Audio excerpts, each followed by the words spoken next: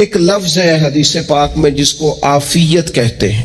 ترمذی شریف میں حضرت سیدنا عباس بن عبد المطلب رضی اللہ تعالیٰ عنہ آپ کی روایت موجود ہے. فرماتے ہیں میں نبی پاک صلی اللہ تعالیٰ علیہ وسلم کی خدمت عالی مرتبت میں حاضر ہوا تو میں نے عرض کی یا رسول اللہ صلی اللہ تعالیٰ علیہ وسلم مجھے ایسی چیز بتائیں جو میں اپنے رب سے مانگوں. چیز مانگنی ہوتی ہے نا، بعض اوقات موقع ملتا ہے تو کئی دفعہ انسان امتحان میں آ جاتا ہے. کیا مجھے موقع مل گیا ہے، مجھے کہا گیا کچھ مانگ لو تو بھلا میں کیا مانگوں. حضرت عباس بن عبد المطلب رضی اللہ تعالیٰ عنہ نبی پاک علیہ السلام کے پیارے چچا جان ہیں، عرض گزار ہیں یا رسول اللہ صلی اللہ علیہ وسلم مجھے بتائیے میں اپنے رب سے مانگوں تو کیا مانگوں. تو حضور نے فرمایا رب سے عافیت مانگو. کہتے میں کچھ دن رکا، کچھ دنوں کے بعد پھر حاضر بارگاہ ہوا اور عرض کی یا رسول اللہ صلی اللہ تعالی علیہ وسلم مجھے بتائیے میں اپنے مالک سے مانگوں تو کیا مانگوں. تو حضور نے پھر فرمایا اللہ سے مانگنا تو عافیت مانگنا. بزرگ فرماتے ہیں یہ عافیت کیا ہے؟ عافیت یہ ہے کہ یا اللہ ظاہری پریشانیاں، باطنی پریشانیاں، اے اللہ ظاہر کے میل کچیل بھی دور ہو جائیں، باطن کے بھی دور ہو جائیں. اے اللہ ہر معاملے میں، ہر آزمائش میں، ہر دکھ میں ہمیں تیری پناہ نصیب ہو جائے. یہ عافیت ہے. اور صوفیاء کرام فرماتے ہیں عافیت سے بڑی نعمت کوئی نہیں اگر کسی کو میسر آئے تو. عافیت سے بڑا حسن کوئی نہیں اگر کسی شخص کو یہ نصیب ہو جائے. اور ایک اللہ والے نے تو ایک اور بڑا خوبصورت ترجمہ یہاں کیا ہے.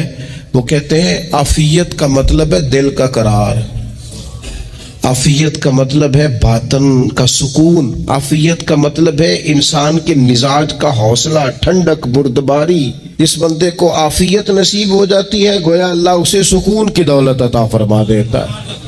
تھوڑے پیسوں میں بھی سکون، بغیر شہرت کے بھی سکون، کوئی بات مان لے تب بھی سکون، کوئی دھتکار دے پھر بھی سکون، لوگوں کی گڈ بک میں ہو پھر بھی سکون. اور اگر لوگ سارے مخالفت میں آ جائیں تو چونکہ اللہ نے عافیت دی ہے پھر بھی سکون. اللہ تعالیٰ نے ان لوگوں کو قرار کی دولت، اللہ سے عافیت مانگی جائے. اس میں دنیا کی بھی بھلائی شامل ہے، آخرت کی بھی بھلائی شامل. نبی اکرم صلی اللہ تعالی علیہ وسلم توجہ دلاتے کہ اللہ سے تم عافیت مانگو، ہمارا نہ جی. کیونکہ سب سے بڑا مسئلہ روحانی تربیت کا ہے. ہمارے ہاں باتیں ڈھیر سارے لوگوں کو آتی ہیں اور بہت زیادہ آتی ہیں. منصوبہ بندی کرنا، پلاننگ کرنا، اپنے معاملات کو خود سے کیسے لے کے چلنا ہے، کیسے ٹھیک کرنا ہے، اپنے حق میں دنیا کو کس طرح قائل کرنا ہے، یہ ڈھیر سارے لوگوں کو آتا ہے. اور اپنے حق میں دلائل کس طرح قائم کرنے ہیں، اس میں بہت سارے لوگ خود کفیل ہوتے ہیں، انہیں کسی سے مشاورت کی بھی ضرورت نہیں ہوتی. لیکن اللہ کی بارگاہ سے اپنا رشتہ کیسے جوڑنا ہے، مالک سے کرم کا سوالی کس طرح کر کے ہونا ہے، اللہ سے عافیت کا سوال کیسے کرنا ہے، یہ چونکہ روحانی تربیت میں ہمارا مزاج نہیں ہوتا لہذا ہم اس طرف جاتے نہیں. ہم وہ اپنی مرضی کی چیزیں، یعنی وظیفہ پوچھ کے گئے ہیں ایک صاحب، کچھ عرصے کے بعد آئے ہیں تو آ کے کہتے ہیں مولانا صاحب، پیر صاحب یا قاری صاحب یا فلاں صاحب، کسی سے بھی پوچھ کے گئے کس چیز کو نیک آدمی جانا، پھر لوٹ کر آ کے کہتے ہیں کہ آپ نے وظیفہ بتایا تھا پر کام کوئی نہیں ہوا. تو میں تو صاف کہتا ہوں اور کھلے دل سے کہتا ہوں کہ بھئی وظیفہ آپ کو بتایا تھا کہ اللہ کی رحمت متوجہ ہوگی، خدا کی رحمت کو آواز دینے کے لیے وظیفہ دیا تھا. کوئی بھی وظیفہ رب کو مجبور تو نہیں نہ کر سکتا معاذ. اور وظائف کس لیے پڑھے جاتے ہیں کہ جلدی سے معاملات ٹھیک ہو جائیں، میرے حق میں چیزیں بہتر ہو جائیں، تو اللہ کی رضا کے لیے پڑھے جاتے ہیں. تو وظائف کو، عبادات کو، نوافل کو، تلاوت کو، درود پاک کو تو رضا الہی کا ذریعہ بنانا چاہیے. لیکن ہم چونکہ ایک پورا الجھاؤ رکھتے ہیں اپنی دنیا داری کے معاملات سیدھے کرنے، ایک پورا خیر رکھتے ہیں. وہ لوگ ملتے رہتے ہیں مختلف بزرگوں کی نسبت کے تعلق سے، تو بعض جگہوں پہ بعض لوگ بڑے تیز ہوتے ہیں، یعنی ان سے آپ کی ملاقات ہوتی ہے تو بندے کو محسوس ہوتا ہے کہ یار اسے تو پہلے ہی ساری باتوں کا پتہ ہے، اور کئی دفعہ ان سے ملنے کے بعد احساس ہوتا ہے کہ یار اس سے تو تھوڑا سیکھ ہی لیتے تو بہتر تھا، یہ تو بات بڑی آگے نکل گئی۔ سارا پتہ ہوتا ہے، باشعور ہوتے ہیں، لیکن ڈر آتا ہے اللہ سے۔ اتنا باشعور آدمی، سمجھدار، پنچایت، پریا، لوگ، دین، دنیا سارا پتہ ہے، نماز کا ٹائم آ گیا تو وہ چھپتا پھرتا ہے، اس کی طبیعت پر بوجھ بن رہا ہے معاذ اللہ اللہ کے حضور حاضر ہونا، اسے خیر کا کام کرنا پڑ رہا ہے تو وہ ادھر ادھر نکلتا جا رہا ہے۔ تو سوال یہ ہے کہ پھر یہ شعور کا کیا مطلب رکھا ہوا ہے ہم نے؟ پھر اللہ سے دعا کرنے کی ضرورت نہیں۔ حضرت عارف رومی رحمۃ اللہ تعالی علیہ فرمایا کرتے تھے بعض لوگوں کو رب سارا کچھ دیتا ہے، سجدے کی توفیق نہیں دیتا۔ اس کا مطلب یہ ہے کہ وہ کہتا ہے یہ سارا کچھ لے اور نکل جا میرے گھر نہ آنا، رکھ سارا کچھ پاس۔ رب سے عافیت مانگی جائے، اس سے اس کا فضل مانگا جائے، اس سے اس کا کرم مانگا جائے۔ اللہ کے پیارے رسول صلی اللہ تعالی علیہ وآلہ وسلم اس عافیت مانگنے پر زور دیتے، توجہ دیتے۔ میں آپ کو صحیح بتاتا ہوں، رب نے اگر کسی بندے کو عافیت میں رکھا ہو نا تو حالات کیسے بھی برے چل رہے ہوں اس کا بگاڑ کچھ نہیں سکتے۔ اور اللہ تعالیٰ معاف کرے، 100 دفعہ خاکم بدہن، اگر کسی وقت اس کے کرم کی نگاہ پھر جائے تو پھر سارے اسباب سمیت بھی انسان اپنے پیروں پہ کھڑا نہیں رہ سکتا۔ اس سے جب تک طلب کرم نہیں ہوتا، طلب عافیت نہیں ہوتی، اس کی بارگاہ سے جب تک بندہ مومن پورا رجوع نہیں کرتا، یہ عافیت اتنی اعلیٰ چیز ہے کہ نبی پاک علیہ السلام نے فرمایا آذان اور اقامت کے درمیان جو وقت ہوتا ہے اس میں دعائیں رد نہیں ہوتی۔ دعا مانگا کرو گے تمہاری اللہ اپنے فضل سے قبول کر لے گا۔ عرض کی یا رسول اللہ کیا مانگے؟ تو فرمایا عافیت مانگو رب سے۔ حضرت انس بن مالک حدیث کے راوی ہے رضی اللہ تعالیٰ عنہ، یہاں بھی فرمایا یہ عین قبولیت کا ٹائم ہے، اب اللہ سے عافیت مانگ لو، اس کی پناہ۔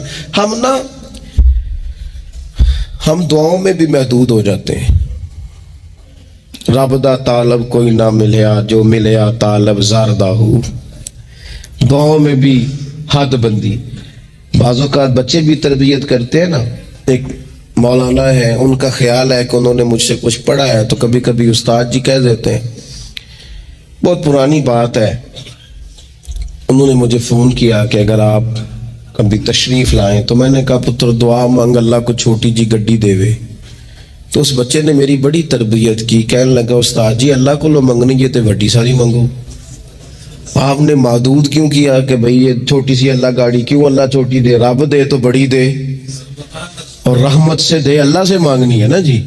ہم تربیت نہیں لیتے۔ میں نے اس کا شکریہ ادا کیا، میں نے کہا بیٹے تو نے بڑی سونی بات کی، اللہ تجھے اس کا اجر عطا کرے، اللہ تجھے برکات عطا کرے۔ اگر آپ نے سیکھنا ہے تو پھر آپ سیکھ لیں گے، اور اگر نہیں سیکھنا تو پھر یہی کہنا ہے ساری عمر لنگ گئی بندہ کو نہیں ملیا، چونکہ مزاج نہیں ہے نا سیکھنے کا، اس لیے پھر ملا ہی کوئی نہیں، پھر ساری زندگی کو میسر ہی نہیں آیا، کسی نے نصیحت ہی نہیں کی، کوئی آنکھوں کو بھایا ہی نہیں، خود ہی بڑے سیانے تھے، خود ہی بہت بڑے تھے، اپنا قد ہی بڑا اونچا تھا، سب ٹھگنے چھوٹے اور کمزور اور بوڑے نظر آئے۔ عزیز بھائی، جب عافیت، ایک بزرگ تھے ہر وقت اللہ سے عافیت مانگتے تھے، ہر وقت اللہ سے عافیت مانگتے تھے، ہر وقت عافیت مانگتے تھے۔ لوگوں نے پوچھا، لوگ ان کو صالح جانتے تھے، نیک سمجھتے تھے کہ حضور آپ اور کوئی دعا مانگتے نہیں، عافیت ہی مانگتے ہیں۔ فرمانے لگے میں مانگا کرتا تھا شروع میں، بعد میں خیال آیا ہے اور بھی دعائیں مانگا کرتا تھا، یہ احساس بعد میں نصیب ہوا۔ فرماتے میں مزدوری کرتا تھا، مال برداری کرتا تھا، ایک جگہ پہ ڈیوٹی کر رہا تھا تو تھک گیا، اور وہ جو کام لینے والے لوگ تھے ان کا رویہ بھی بڑا ترش تھا، تکلیف ہوئی، تو میں نے اپنے مالک کی بارگاہ میں عرض کی مالک اگر 2 روٹی بغیر مجھے مشقت کے مل جائے دن میں تو تیری بارگاہ تو بڑی کریم ہے. کہتے ہو میں نے یہ دعا مانگ لی. ذرا میں تھوڑا آگے بڑھا تو 2 بندے آپس میں لڑ رہے تھے. میں ان کی صلح کرانے کے لیے انہیں بچانے کے لیے آگے بڑھا تو میں جس کو چھڑا رہا تھا دوسرے نے میرے اوپر ضرب لگا دی, میرا بھی سر پھٹ گیا. تھوڑی دیر کے بعد وہاں پولیس آ گئی. وہ تینوں کو لڑنے والا سمجھ کے اٹھا کے لے گئے. مجھے جیل ہو گئی. 2 روٹیاں بغیر مشقت کے روز ملنی شروع ہو گئی.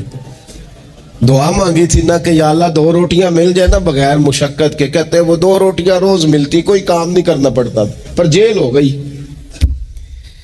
فرماتے میں بڑا پریشان تھا. روز روٹیاں پابندی سے آتی اور بہترین آتی, کھانا ملتا. پھر کچھ عرصے کے بعد میں نے سوچا کہ یار یہ دعا تو قبول ہو گئی نا تیری, اب تو اگر اس پر کوئی الگ بات کرے گا تو وہ تو غلط کرے گا. کہتے پھر خود ہی میرے دل میں اللہ نے بات ڈالی اور میں نے عرض کی مالک 2 روٹیاں نہیں, مجھے تو عافیت چاہیے. مجھے تو عافیت دے, میرے اوپر تو کرم فرما, تو نظر رحمت کر. جے ایک قطرہ بخشے مینوں, جے ایک قطرہ بخشے مینوں تے کام بن جاندا ہی میرا. مہربانی کر, عافیت عطا کر. فرماتے پھر خدا نے کرم کیا. کہاں سے اسباب بنے میرے جیل سے چھوٹنے کے, کون کون میرے ضمانتی بنے اللہ ہی جانتا ہے. فرماتے ہیں دروازے بھی کھل گئے, رزق بھی ملتا ہے, صحت بھی میسر ہے, سجدہ بھی کر لیتا ہوں, سویرے تلاوت بھی کرتا ہوں, شام کو مدینے والے کی بارگاہ میں راج کے درود و سلام بھی عرض کرتا ہوں. میں ممکن ہوتا ہے تو کسی غریب کی داد رسی بھی کرتا ہوں. اب سمجھ آئی ہے ربنا آتنا فی الدنیا حسنۃ وفی الآخرۃ حسنۃ وقنا عذاب النار. اب سمجھ آئی ہے رب سے جب بھی مانگنا ہے عافیت ہی مانگنی ہے, اس سے کرم مانگ. ہم نے محدود دعائیں رکھی ہوئی ہیں, محدود. وہ جی فلانا کام میرا ہو جائے تو بھئی وہ ایک ہو گیا, اس کے بعد پھر نئی ٹینشن بن جائے گی. نہیں, میں جی بچوں کی شادی کر لوں جی پھر میں فارغ ہوں. آپ شادی کر کے دیکھیں لاگو پتہ جائے گا کیسے فارغ ہوتے ہیں. آپ یہاں رکتے کیوں ہیں؟ آپ خدا سے عافیت کیوں نہیں طلب کرتے؟ اس کی بارگاہ سے وہ کیوں نہیں مانگتے کہ جو ایک قطرہ ملے تو دنیا اور آخرت کے سارے کام ہو جائے؟ اس سے اس کی رحمت کا سوال کرے, اس سے اس کے کرم کا سوال کرے. اللہ کی بارگاہ میں بھی حاضر ہونا اور جچی تلی اور جناب ناپ تول کر اور محدود چیزوں کا سوال کرنا, مالک سے مانگے. اور وہ جب دیتا ہے تو دیتا بھی بے حساب ہی ہے. وہ جب عطا کرتا ہے تو کرم کے دروازے کھول کے عطا کرتا ہے, ورنہ تو ایک الجھن سے انسان نکلتا ہے دوسری میں الجھ جاتا ہے, ایک گتھی کو سلجھاتا ہے. پھر اقبال رو پڑے تھے, کہنے لگے میں عقل کی گتھیاں سلجھا چکا ہوں, یا رب مجھے صاحب جنوں کر دے. اللہ یہ بڑا میں نے ہیر پھیر دیکھ لیا, مجھے دیوانہ بنا, اب مجھے جنون ہو, اب میں کسی کے لیے رویا کروں, اب میں کسی کی یاد میں تڑپا کروں, اب میں رات کسی کے لیے میری آنکھیں بیدار رہیں. یہ بڑی ہو گئی دنیا داری, عقل کی گتھی حالانکہ نہیں سلجھتی, پر اقبال کہتے ہیں عقل کی گتھیاں سلجھا چکا ہوں, یا رب مجھے صاحب جنوں کر دے. اور پھر کہنے لگے بجھی عشق کی آگ اندھیر ہے, اب یہ مسلمان نہیں یہ خاک کا ڈھیر ہے. کعبۃ اللہ میں جا کر بھی, بیت اللہ شریف کا طواف کر کے بھی, حجر اسود کے بوسے کے بعد بھی, مقام ابراہیم پر نفل پڑھنے کے بعد بھی, حتیٰ کہ نبی اکرم صلی اللہ علیہ وسلم کی بارگاہ عالی مرتبت کی حاضری کے دوران بھی اللہ ماشاءاللہ لوگ دنیا ہی مانگتے رہتے. میرا فلانا کام ہو جائے, میرے بچوں کے معاملات سنور جائیں, فلاں کا مستقبل بہتر ہو جائے. دنیا کی خیر اللہ سے مانگنا برا نہیں, لیکن صرف دنیا ہی مانگنا اور اپنی آخرت کو فراموش کر دینا. اللہ فرماتے ہیں والآخرۃ خیر وابقیٰ, آخرت تمہارے لیے بہتر بھی ہے اور ہمیشہ باقی رہنے والی بھی ہے. قرآن مجید نے سورہ بقرہ کے اندر قریش مکہ کی اس عادت کا ذکر کیا ہے. فرمایا جب وہ حج کرتے تو ان کا طریقہ یہ تھا کہ وَمِنَ النَّاسِ مَن يَقُولُ رَبَّنَا آتِنَا فِي الدُّنْيَا، ان میں سے کچھ لوگ یہ کہا کرتے تھے کہ یا اللہ ہمیں دنیا عطا کر دے، ہمیں دنیا دے دے. رب فرماتا ہے وَمَا لَهُ فِي الْآخِرَةِ مِنْ خَلَاقٍ، ان لوگوں کا آخرت میں کوئی حصہ نہیں. مانگی بھی ہے تو صرف دنیا، حج کر کے بھی دنیا، اللہ کے گھر جا کے بھی دنیا، شیخ کا بیعت ہو کے بھی دنیا، دینی محفل سے مراد بھی یہ، دینی اجتماعات کر کے بھی، دینی مدارس قائم کر کے بھی، خانقاہ کا مسجد کا ماحول بنا کے بھی، اس سے بھی مطالبہ فقط دنیا کا. ان کفار کی اس عادت کو ذکر کر کے ہمیں سمجھایا گیا کہ جو فقط دنیا مانگتا ہے اس کا آخرت میں کوئی حصہ. اور فرمایا کچھ لوگ ایسے ہیں وَمِنْهُمْ مَنْ يَقُولُ رَبَّنَا آتِنَا فِي الدُّنْيَا حَسَنَةً. اچھا انہوں نے دنیا بھی مانگی تو صرف دنیا مانگی، حسنہ نہیں مانگی. اور یہاں فرمایا کچھ لوگ ایسے ہیں جو رب سے کہتے ہیں یا اللہ ہمیں دنیا میں بھی بھلائی عطا فرما، دنیا بھی دے تو حسنہ دینا، وہ دنیا دینا جو ہمارے دین کو تقویت دے، وہ دنیا دینا جو ہمارے اعمال حسنہ کو مضبوط کرے، دینی معاملات کو تقویت دے. دنیا بھی وہی عطا فرما. اور ساتھ کہتے ہیں وَفِي الْآخِرَةِ حَسَنَةً، یا اللہ ہمیں آخرت میں بھی بھلائی ہی عطا فرما. وَقِنَا عَذَابَ النَّارِ، اور ہمیں دوزخ کے عذاب سے بچا. اولئک لہم نصیب مما کسبوا، فرمایا ایسوں کو ان کی کمائی ہی ملے گی، جو انہوں نے کیا ہے وہ خوش نصیبی انہیں ضرور میسر آئے گی. چونکہ دنیا بھی مانگ رہے ہیں، آخرت بھی مانگ رہے ہیں. ہمیشہ کوئی بھی کام کریں کسی قسم کا بھی، اس میں یہ دیکھیں کہ کیا اس میں میرے لیے کوئی ذخیرہ یا آخرت بنے گا، کیا یہ کام میری قبر میں، حشر میں، قیامت میں میرے لیے کوئی فائدہ مند ہوگا. میں بڑے درد سے عرض کرتا ہوں بعض لوگ دینی کام کرتے ہیں اور ان سے جب سوالات کیے جاتے ہیں تو وہ بعضوں کا تکلیف دہ معاملہ ہو جاتا ہے کہ اس دینی کام کے پیچھے بھی وہ والا خلوص نہیں جو ایک مسلمان کا رب اور رسول کے ساتھ ہونا چاہیے. اس دینی کام کے پیچھے بھی کچھ دنیاوی مقاصد موجود ہیں.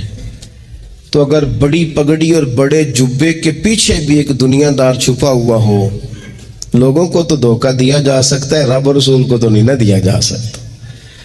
وہاں تو دلوں کا خلوص ہی پہنچتا ہے، وہاں تو نیتوں کا حسن ہی پہنچتا ہے. تو اللہ تبارک و تعالیٰ سے جب بھی سوال کیا جائے دنیا اور آخرت کی بہتری کا سوال کیا جائے. بیمار بھی اس سے عافیت مانگے، مقروض بھی اس سے عافیت مانگے، بے اولاد بھی اس سے عافیت ہی مانگے، صاحب اولاد بھی اس سے عافیت ہی مانگے، جو دولت کے حصول کے، رزق حلال کے خواہش مند ہیں وہ بھی اس سے عافیت مانگے، اور جن کی جھولی اس نے بھر دی ہے وہ بھی اپنے رب سے عافیت ہی مانگے. مالک سے جب سوال کرے، ایک بزرگ تھے انہوں نے تو اپنی انگوٹھی میں لکھوا لیا تھا کہ یا اللہ مجھے عافیت عطا فرما. جب بھی دیکھتا ہوں یاد آ جاتا ہے کہ اللہ سے عافیت مانگنی اپنے مالک کی بارگاہ کے اندر. دیکھو میں نے دیکھا ہے وہ کسی نے کہا تھا کہ تیری خواہش ہے کہ وہ تیری آرزو کرے پوری، اور میری خواہش ہے کہ تیری آرزو بدل جائے.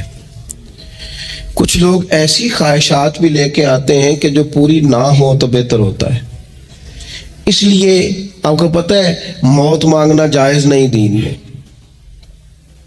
مصائب سے گھبرا کر، مشکلات سے گھبرا کر، زندگی کے مد و جزر سے پریشان ہو کر موت کا سوال کرنا جائز نہیں. کس طرح جائز ہے؟ ان لفظوں کے ساتھ دعا کر سکتا ہے کہ یا اللہ جب تک میری زندگی بہتر ہے مجھے زندہ رکھ، اور جب میرا دنیا سے جانا بہتر ہے پھر تو مجھے اپنی بارگاہ میں بلا لے. یہ بھی کیا ہے؟ یہ بھی عافیت کا سوال ہی ہے. کہ یا اللہ رکھ بھی تب تک جب تک رہنا بہتر ہے. نبی پاک نے بھی ارذل العمر ہونے سے پناہ مانگی. ہمارا یہ مزاج بن گیا ہے کہ ہم اپنے حق میں ایسی چیزوں کا سوال کر رہے ہوتے ہیں جو کئی دفعہ ہمیں مل جائے تو ہمارا نقصان کرے. قرآن حکیم ایک جگہ پہ اللہ کریم نے فرمایا ہے کہ اگر سب لوگوں کو مال دے دوں تو بغاوت کریں, فساد ہو جائے. کیا مانا کہ اپنا نقصان کر بیٹھے لوگ. ہم اپنے مالک کی بارگاہ میں بعض ایسی چیزوں کے سوالی ہیں کہ جو ہمارے لیے ٹھیک نہیں ہے, ہمیں اس کے کرم پر چھوڑنا ہے, اس سے عافیت مانگنی. اور بعض لوگ, چونکہ میں کہہ چکا ہوں شروع میں کہ ہماری دینی روحانی تربیت نہیں ہوتی اور ہم کہیں سے باقاعدہ اسباق لینے کے قائل ہی نہیں ہوتے, پوری تربیت کا ہمارا مزاج نہیں ہوتا, اپنی عقل اور اپنا شعور اور اپنے حساب سے ہم زندگی کو بتانا چاہتے ہیں. اور یہ جو میرا دور ہے یہ ویسے ہی الجھا ہوا زمانہ ہے, اللہ ماشاء اللہ, پتہ نہیں کوئی کیا بول رہا ہے, کوئی کیا کہہ رہا ہے, ایسے جیسے کوئی میلہ لگا ہوا ہے اور کان پڑی آواز سنائی نہیں دے رہی. جس کی دکان پر کوئی گاہک نہیں وہ بھی کہہ رہا لائنیں بنا لو. ایسا الجھا ماحول ہے اور ایسی آزمائش ہے کہ لوگ بیچارے پریشان ہیں. دیکھیں جب تربیت کے ساتھ انسان آگے بڑھتا ہے نا, ہمارے پاس مقتدا ہے اللہ رسول کا کلام, ہمارا پیشوا ہے رب رسول کا فرمان. جب ہم کتاب و سنت کی روشنی میں آگے بڑھتے ہیں تو پھر ہمارے لیے منزل آسان بھی ہوتی ہے اور قریب بھی ہوتی. پھر ہمارے لیے آگے کی طرف سفر کرنا, آگے بڑھ جانا یہ آسان ہوتا ہے. آپ غور کریں جو لوگ دنیا میں کامیاب رہے, بھلا کس طرح کامیاب رہے؟ وہ اس طرح کامیاب رہے کہ انہوں نے نا اپنے رب سے عافیت مانگی. اللہ تعالیٰ نے خود بخود ان کے لیے رستے بنائے. آپ تاریخ پڑھیں گے بعض لوگوں کی تو لگ نہیں رہا تھا کہ وہ اتنی کامیابی حاصل کریں گے. دیکھ لیں آپ, حضرت غوث اعظم جیلانی رضی اللہ تعالیٰ عنہ بغداد شریف تشریف لاتے ہیں تو ان کی کیفیت یہ ہے کہ پتے کھا کے گزارا کرنا پڑتا ہے. یعنی پیچھے کوئی ایسا بیک گراؤنڈ کسی کا بنایا ہوا ادارہ, کوئی بڑی خانقاہ, کوئی بڑے لمبے چوڑے والد صاحب کے مریدین, کوئی بڑا لمبا سلسلہ نہیں مل رہا. ان کو بظاہر پتے کھا کے گزارا کرنا پڑتا ہے, لیکن چونکہ وہ نکلے ہیں اللہ کی مدد کے ساتھ. انہیں اللہ نے تائید دی ہے, فضل فرمایا ہے, تو نتیجہ یہ نکلا ہے کہ 70 ہزار بندہ ایک ایک وقت میں تربیت لینے کے لیے ان کے سامنے موجود ہے. یہ اللہ نے اسباب بنائے ہیں, کیونکہ جب رب عافیت عطا کرتا ہے تو پھر اللہ اسباب بھی پیدا فرماتا ہے. ہمارا ذہن تو تھک جاتا ہے سیاست کرتے کرتے. ہم تو جناب پوری ترتیب سے ہمیں سلیقہ آتا ہے کس طرح کر کے کس بندے کو کیسے قائل کرنا ہے. پورے طور پر ہم وہ ساری زندگی سیاست کرتے رہتے ہیں. وہ خاندانوں میں بھی چلتی ہے, گلی محلے میں بھی چلتی ہے, دوستوں میں بھی چلتی ہے. بعد میں پتہ چلتا ہے کہ یہ پتے کھیل کون رہا تھا, اصل میں صلح کرانے والا تھا کہ لڑائی کرانے والا تھا. یہ سب کا خیر خواہ تھا, یہ سب کی ذہن کے اندر فطور کی آمیزش ہی اس شخص کی وجہ سے تھی. ہم چونکہ وہ خاص عافیت اللہ سے نہیں مانگتے, ہماری مخصوص سیاست ہوتی ہے سبھی کو راضی رکھو. اس کا نتیجہ یہ نکلتا ہے کہ ایک ٹائم آتا ہے کوئی بھی راضی نہیں رہتا. ہم اگر اپنے مالک کی طرف رجحان کریں اور اللہ نے جو ہمیں شعور دیا ہے اس شعور کو لے کر اللہ کی بارگاہ کی طرف بڑھیں. آپ یقین کریں اعلیٰ حضرت بریلوی رحمۃ اللہ علیہ کی کتابیں ہیں, ایک ایک کتاب پر پی ایچ ڈی ہو رہی ہے, اور انہوں نے 150 سال پہلے بیٹھ کر جو کچھ لکھا تھا بعین ہی لفظ بلفظ اس کی ضرورت آج محسوس ہو رہی ہے اور آنے والے وقت میں بڑھ رہی ہے. لیکن ان کے پاس کوئی ٹیم نہیں تھی, 50 لوگ نہیں تھے جو ان کے پاس بیٹھ کے لکھواتے, اپنا پریس نہیں تھا, ایسے لوگ نہیں تھے کہ جن کو پتا ہوتا کہ کتاب ہم کل چھاپیں گے اور اتنے فیصد یہ مارکیٹ میں نکل بھی جائے گی. ایسا کچھ نہیں تھا. کیا تھا؟ اللہ کی مدد ساتھ تھی, تائید ایزوی ساتھ تھی, اللہ نے اپنی عافیت میں رکھا تھا. وہ قرآن مجید کی آیت کا ترجمہ کرتے ہیں نا اعلیٰ حضرت, اہدنا الصراط المستقیم, یا اللہ ہمیں سیدھی راہ پہ چلا. بہت سارے مفسرین نے کہا اے اللہ ہمیں سیدھا راستہ دکھا، فرماتے اے اللہ ہمیں سیدھی راہ پر چلا۔ تو کسی نے کہا حضور یہ چلا اور دکھا میں کیا فرق ہے؟ فرمانے لگے دکھانے کا مطلب یہ ہوتا ہے کہ کسی نے پوچھا میں نے گجرانوالہ جانا ہے، تو دکھانا یہ ہے کہ اسے کہا یہاں سے باہر نکلو، روڈ پہ چڑھ جاؤ، سیدھے جاؤ گے، ایک پول آئے گا اسے کراس کرنا، نیچے اترنا، وہاں سے شہر شروع ہو جائے گا۔ پھر اس نے اگر کوئی اندرونی جگہ شہر کی پوچھ لی تو اس کو کہا کہ رائٹ ہو جانا، پھر لیفٹ ہو جانا، پھر آگے کسی سے مزید۔ یہ ہے راستہ دکھانا، اور ایک ہے چلانا۔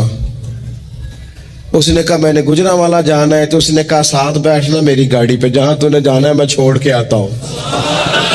یہ راستے پہ چلانا ہے، یہ مقام تفکر ہے، آپ اس پر غور فرمائیں گے۔ کہتے ہیں یا اللہ تو ہمیں راستہ دکھائے گا اور دکھاتا ہے، لیکن چاروں جانب شیطان بھی تو بیٹھا ہے نا، فتنے بھی تو ہے نا، تو اگر تیری رحمت ساتھ ساتھ رہے، مانا کہ محبت کے سفر میں ہر گام پہ 100 مشکل ہے، لیکن یہ سفر آسان بھی ہے اگر ساتھ تمہارا ہو جائے۔ اگر تو ساتھ چلے تو پھر یہ سفر مشکل ہے۔ وہ ہارون رشید نا اپنے محل کی چھت پہ ٹہل رہا تھا، سب سے اوپر والے چوارے پر، نیچے سے حضرت بہلول دانا گزر رہے تھے، اوپر اس کے ساتھ سپاہی بھی تھے، گن مین بھی تھے۔ اس نے کہا یہ بابا تو ذرا اوپر اٹھاؤ۔ انہوں نے ایک ڈولی، ایک ٹوکری سمجھ لیں، اس کو رسیاں باندھ کے نیچے پھینکا۔ نیچے جو سپاہی تھے ان کو کہا کہ یہ بابا جی کو پکڑ کے اس میں بٹھاؤ۔ انہوں نے جبرن تھاما بابا جی کو، اس میں ڈالا، اوپر والوں نے کھینچ لیا۔ 2-3 منٹ لگے۔ ہارون رشید کے سامنے حضرت بہلول دانا پہنچ گئے تو تھوڑے ناراض بھی ہوئے کہ یہ کوئی طریقہ تو نہیں نا بلانے کا۔ ملاقات ہوئی تو کہا کیوں بلایا؟ کہنے لگا ایک مسئلہ پوچھنا تھا۔ فرمانے لگے بادشاہ ہے نا، تیرے مسئلے پوچھنے کا بھی اپنا ہی انداز ہے، پوچھ مسئلہ۔ کہنے لگا بابا پوچھنا تھا کہ آپ اللہ تک کیسے پہنچے؟ حضرت بہلول دانا چپ کر گئے۔ 2-4 منٹ کے بعد کہنے لگے جس طرح ابھی زمین سے تیرے تک نہیں پہنچا، بالکل اسی طرح ہی پہنچ گیا اور رب کریم کی بارگاہ تک، اور وہ بھی جو اس نے کرم فرمایا ہے، ورنہ میں تو نہیں سمجھتا کہ میں پہنچ گیا ہوں، وہ بھی اگر تیری خوش گمانی ہے۔ ہارون رشید کہنے لگا مجھے سمجھ نہیں آئی۔ فرمانے لگے تو بادشاہ جو ہے اتنی جلدی کیسے سمجھ میں آئے گی تجھے بات؟ فرمانے لگے اگر میں تجھ سے ملنا چاہتا نا تو میں ایک درخواست لکھتا، پھر کسی وزیر سے سفارشی سائن کراتا، پھر وہ جمع کراتا، پھر مجھے ٹائم ملتا کہ فلان دن فلان تاریخ فلان ٹائم آ جانا، پھر آ کے میں لائن میں لگتا۔ پھر بھی تو بادشاہ ہے، تیرا موڈ بنتا ملنے کا کہ نہ بنتا۔ جب میں چاہتا تو پتہ نہیں کتنا ٹائم لگ جاتا، جب تو نے چاہا ہے نا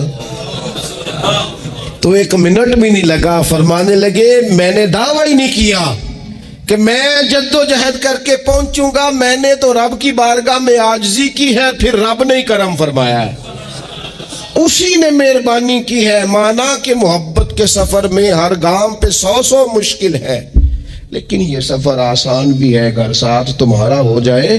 اس کے کرم کا ساتھ رہا ہے، اس سے عافیت مانگی ہے، اپنے آپ کو اس کے سپرد کیا ہے تو اس نے کرم کر دیا۔ جب تک یہ مزاج نہیں ہم بناتے کہ مالک سے عافیت کا سوال کریں، اپنے آپ کو اپنے رب کے حوالے کر دیں، اس کی رحمتوں کے سپرد کر دیں، اتنی دیر تک زندگی میں ٹھہراؤ نہیں آتا، قرار نہیں آتا۔